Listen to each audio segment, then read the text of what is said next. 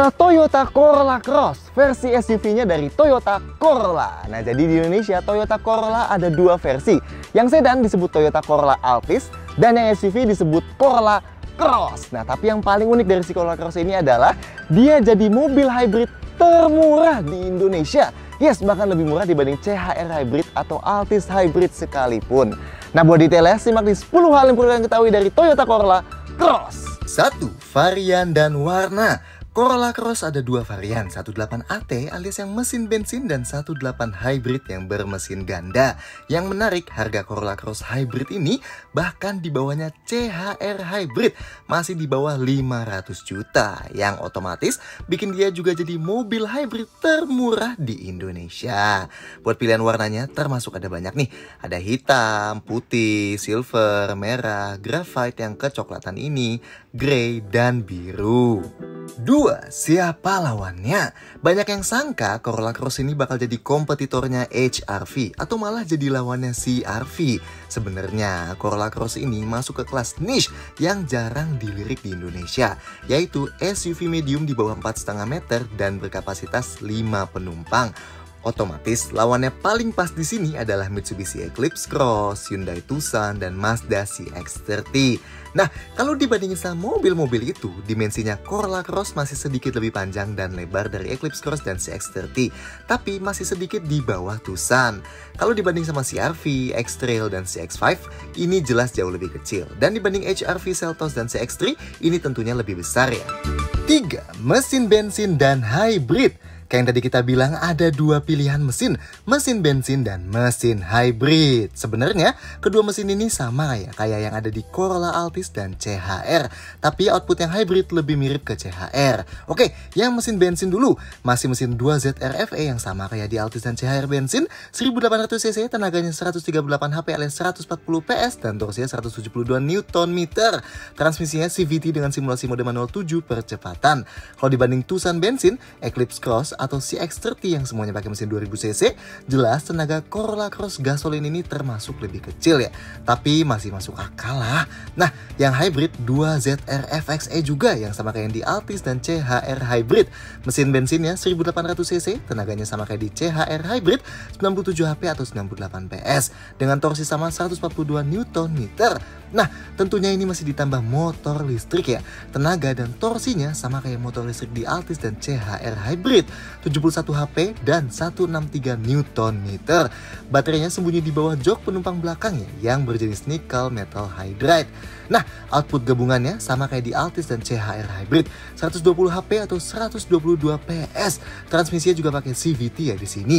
Dan tentunya khusus yang hybrid dikasih EV mode buat berkendara full elektrik dengan jarak yang super singkat. Plus ada mode berkendara standar juga, eco, dan power mode yang bisa dipilih pakai tombol ini. 4. Detail eksterior. Desainnya Corolla Cross ini termasuk cukup seger nih, gak terlalu gede dan gak terlalu kecil. Dan kalau cuma lihat bentuknya tanpa baca tulisannya, mungkin pada nggak tahu ya kalau ini keluarga dari Corolla. Anyway, Toyota kayak berusaha negesin banget supaya orang tahu ini Corolla Cross karena banyak banget tulisan namanya di mana-mana. Di belakang sini ada, di dalam lampu belakang ada, di dalam lampu depan ada juga, sampai di krom samping sini juga ada nih tulisannya. Eits, belum selesai loh. Kalau kalian buka pintu bagasinya, di balik pintunya ada lagi tulisan Corolla Cross plus kayak siluet-siluetnya gini.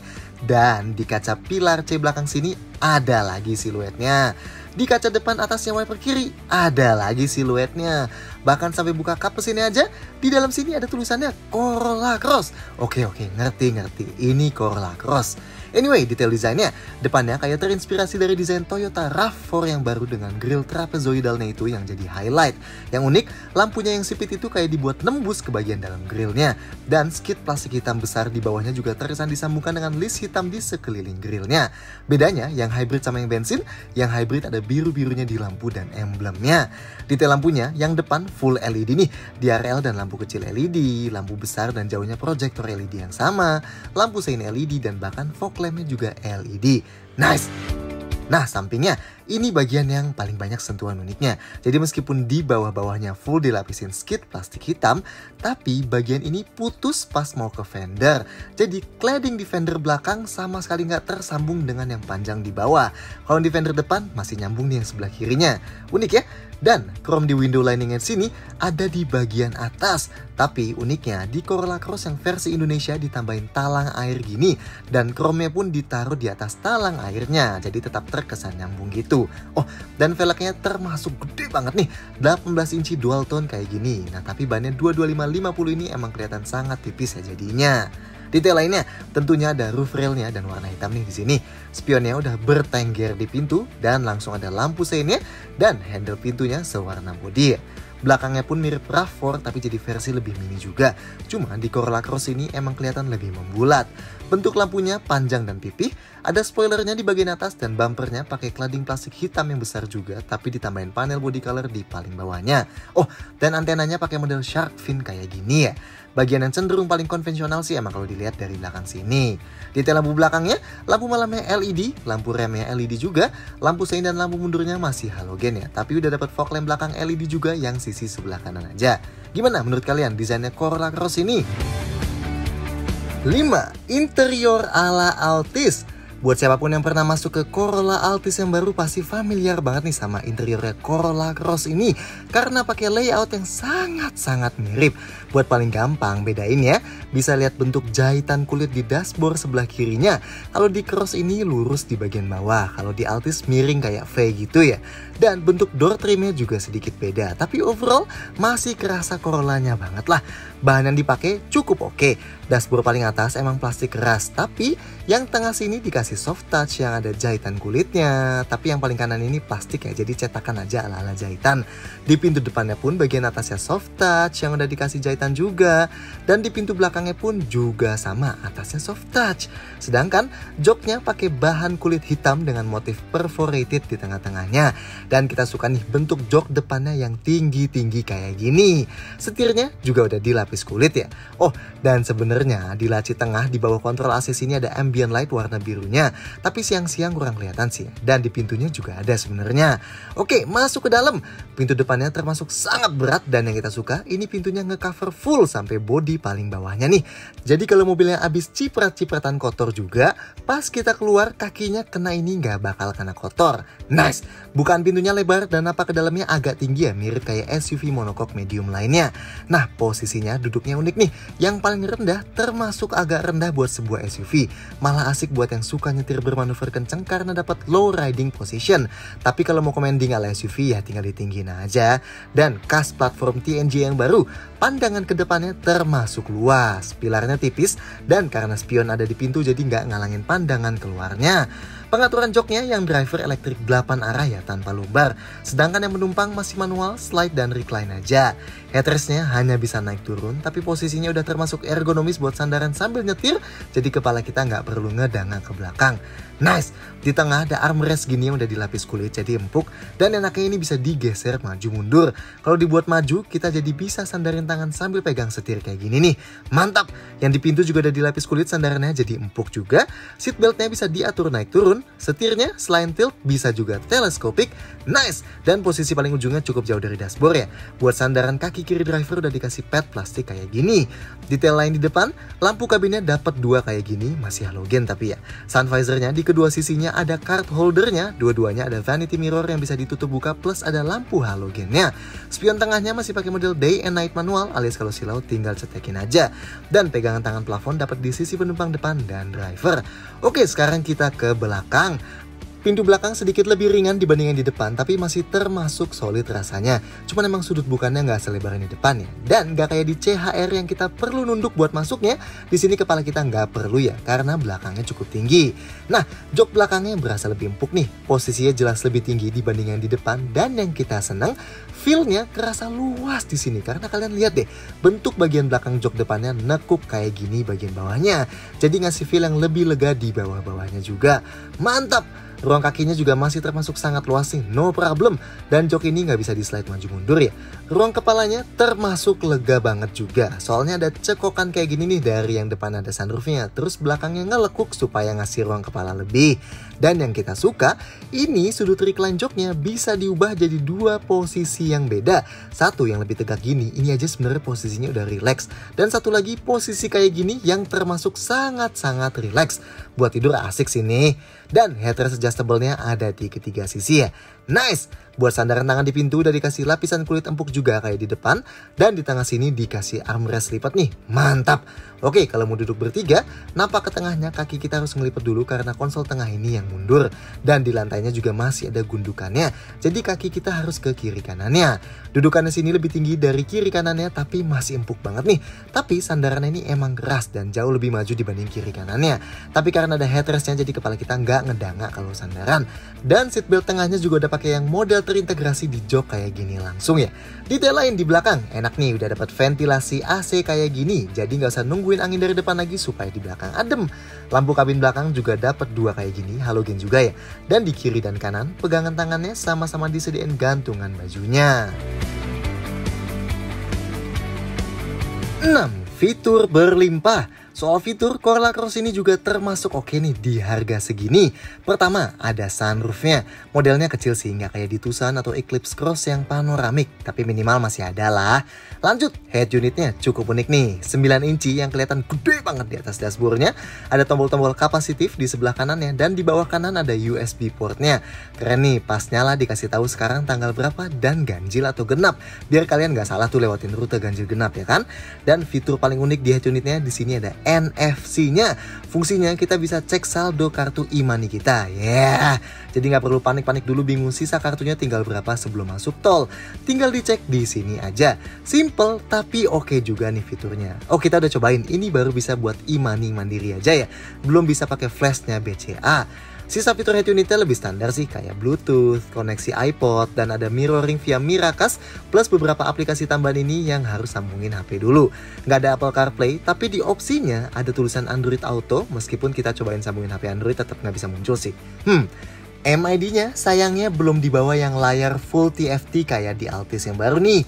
Ya minimal di sini masih TFT LCD full color tapi kecil di sebelah kanannya aja ya. Tapi infonya ini super duper lengkap kok. Jelas ada indikator pintu individual, ada temperatur luar, odometer yang paling bawah, trip A dan trip B juga. Ada speedometer digital dan sisa jarak berkendara, konsumsi BBM real time dan average, indikator eco, indikator cruise control karena di sini nggak ada safety sense ya. Trip meter plus waktu berkendara, indikator detail status hybrid, settings buat atur jam, settings mobilnya bisa atur detail bagasi elektriknya, dan ada tire pressure warning system, dan settings lengkap layarnya tentunya kayak geni bahasa, satuan unit, dan lain-lain. Dan yang paling kanan, layar warning. AC-nya keren nih, udah dual zone atau climate control, jadi suhu yang penumpang depan dan driver bisa dibedain. Suhu paling dingin 17,5 derajat Celcius dan paling panas 32 derajat. Yang unik, ini AC-nya bisa kita nyalain buat yang sisi depan doang supaya makin ngehemat baterai kalau lagi EV mode. Atau bisa juga pakai Eco mode buat AC-nya ini supaya nggak terlalu makan tenaga. Tentunya ada defroster kaca depan juga dan defogger kaca belakang. Lampunya udah otomatis dan ada follow me home ya. Begitu juga wipernya udah otomatis juga nih. Nice! Ada passive keyless entry, jadi kalau mobilnya kekunci ini remote-nya tinggal dikantongin aja, deketin mobilnya dan tinggal grab bagian dalam handle pintu mobilnya dan tada, kuncinya kebuka. Buat kunci lagi tinggal tap aja alur yang ada di handle pintunya ini. Plus spionnya juga bakal kelipet buka sekaligus kuncinya ya. Mantap!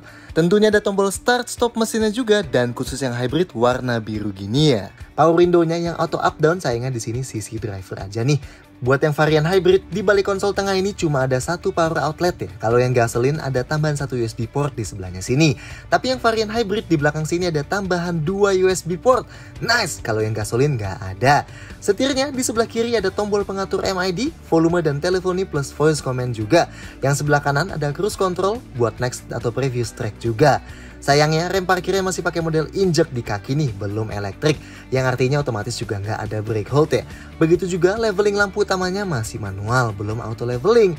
Tapi segini juga udah termasuk banyak sih ya fiturnya. 7. Safety sangat oke. Soal fitur keselamatan di Corolla Cross ini termasuk jempolan, tapi emang belum sampai kayak Corolla Sedan Hybrid yang ada fitur safety aktif Toyota Safety Sense-nya ya. Tapi tenang, tetap lengkap banget kok. Airbagnya ada 7, 2 di depan, 1 airbag lutut driver, 2 airbag jok depan, dan 2 airbag pilar yang memanjang. Mantap! Rem depan, cakram ventilasi, dan rem belakangnya cakram.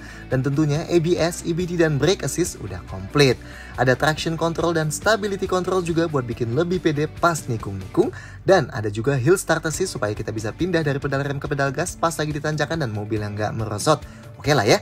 Sensor parkir ada 4 titik di belakang pakai yang model terintegrasi gini, dan di depan juga ada 2 titik terintegrasi ya. Dan uniknya sensor parkir depan ini bisa kita mati nyalain dari head unitnya nih. Oh, dan indikatornya ada di head unit sini ya. Dan ada kamera mundurnya tapi garisnya nggak dinamis ya. Di MID ada tire pressure warning system ya, buat ngasih tahu kalau ada ban yang kempes. Sisanya yang lebih standar kayak dudukan ISOFIX di jok belakang buat jok bayi, dan emergency stop signal yang bakal nyalain lampu hazard pas kita ngerem sangat mendadak. 8. Bagasi dan storage. Bagasinya Corolla Cross ini elektrik ya buat yang varian hybrid.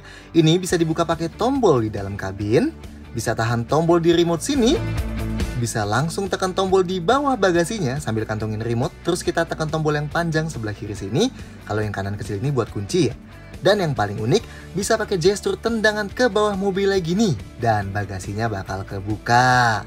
Yang keren, bagasi elektrik ini bisa diatur detailnya nih dari MID. Bisa dimati nyalain bagasi elektriknya, terus fungsi kick sensornya bisa dimati nyalain, terus ketinggian bagasinya bisa kita set langsung dari MID. Ada 5 level yang beda nih, mantap. Dan bahkan suara volume bagasinya kebuka aja bisa dikecil-gedein di sini. Nah, bibir bagasinya dia termasuk ngeluas yang di bagian bawahnya karena ngikutin bentuk bodinya. So, buat masukin barang yang lebar nggak bakal masalah. Tapi bibirnya ini cukup tinggi nih dari tanah, khasnya SUV medium. Jadi kalau mau naikin barang yang berat, angkatnya agak PR dulu.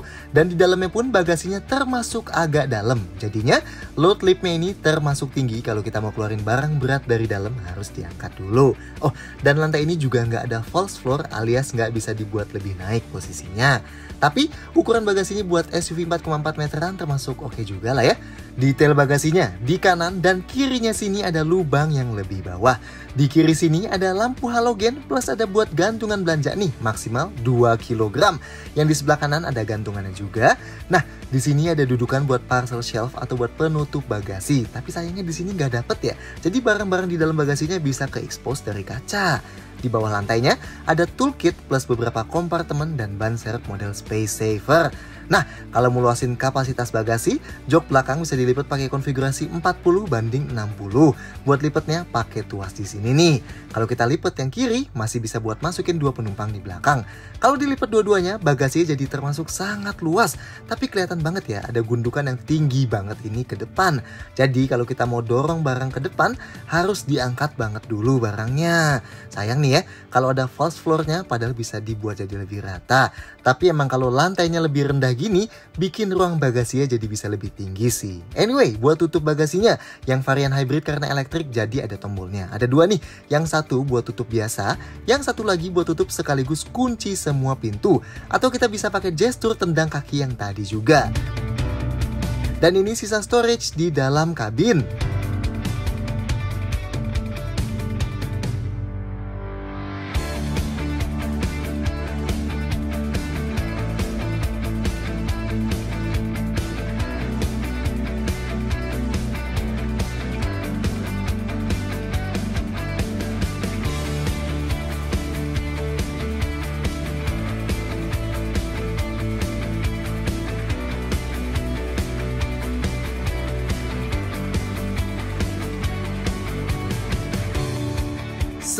Suspensi torsion beam. Corolla Cross ini juga udah pakai platform TNGA alias Toyota New Global Architecture yang baru. Sama kayak yang dipakai di Corolla Sedan dan CHR juga. So termasuk sangat rigid dan pusat gravitasinya juga termasuk rendah. Tapi kalau kita melongo ke kolong, ternyata suspensi belakang yang dipakai masih berjenis torsion beam alias masih semi-independent. Belum full independent model double wishbone kayak yang dipakai di CHR dan Altis. Tapi apakah itu bakal mengganggu rasanya? Sebenarnya kita udah cobain bawa di sesi impresi yang super singkat. Tapi daripada kasih impresi nyetir setengah-setengah, nanti tungguin rasa detailnya di sesi review lengkap aja ya buat yang itu. 10. Detail-detail lain. Sama kayak Corolla yang sedan, Corolla Cross ini diimpor dari Thailand juga ya. Dan Indonesia termasuk sangat cepet nih buat dapat Corolla Cross ini. Jadi yang ketiga di dunia setelah Thailand dan Vietnam. Mantap! Lanjut, Corolla Cross ini dapat biaya gratis servis jasa dan spare part sampai yang ke-6 dalam maksimum 4 tahun atau 50.000 km. Tergantung mana yang sampai duluan. Dan soal garansi, 3 tahun atau 100.000 km ya. Sedangkan yang hybrid dapat garansi baterai yang lebih lama nih, sampai 5 tahun atau 150.000 km. Berasa lebih aman lah ya jadinya. So, gimana menurut kalian soal Toyota Corolla Cross ini? Silahkan sampaikan komentar di bawah, klik like, dan jangan lupa subscribe ke channel YouTube Car Indonesia supaya kalian video-video kayak gini lainnya. See you next time!